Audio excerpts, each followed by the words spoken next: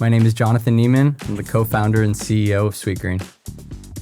My name is Nicholas Jamay, and I'm the co-founder and chief concept officer of Sweetgreen. My name's Nathaniel Rue, co-founder as well of Sweetgreen and CMO. And as you all have scaled the company, I have to imagine there have been moments where there have been opportunities that have looked really good to a finance person that have been counter to your values, to the company's values.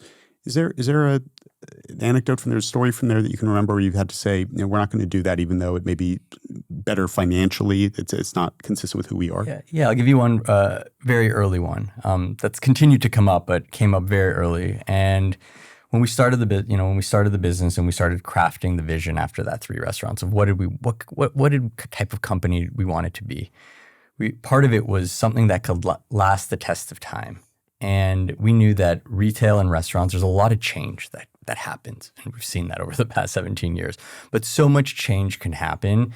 And we kind of looked at, one example of a company that we looked at that was, everyone kind of looks up to Apple. And one of the things around that we loved was the fact that they owned everything kind of from an end to end.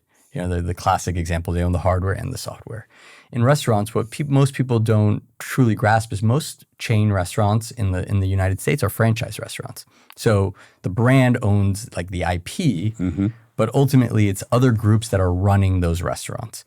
Very early on, we said we don't want to be a franchise restaurant because if we do, we may lose control of the quality of what we do, or if things change, we're going to have to, negotiate with our franchisees to make those changes. All to say, we'd rather go a little bit slower and own the end-to-end experience to ensure that quality and stand the test of time versus opening the floodgates and selling franchises. I have to imagine your investors and advisors were not thrilled about this decision. Yeah, I can't tell you. Today maybe looks like a good decision, but if you go back when we had 3 restaurants, we always got franchise requests from day one. One-off franchise requests, probably 1,000 of them. But at one point, we got an offer from like a very legitimate large company that wanted to license the brand and put it in over 100 places. It was a very lucrative deal. It was so attractive. And I remember we thought really hard about it because what it solved for wasn't just getting the brand everywhere. At some point when you're in that business, you think that everything is a race. You're like, you're looking at your competition and you're like, oh my God, they're franchising, so they're going faster than us. They're going to beat us. It's first to market. And the second piece is franchising is for many a financing strategy. You get paid up front and then you just get this royalty stream, so you don't have to raise money.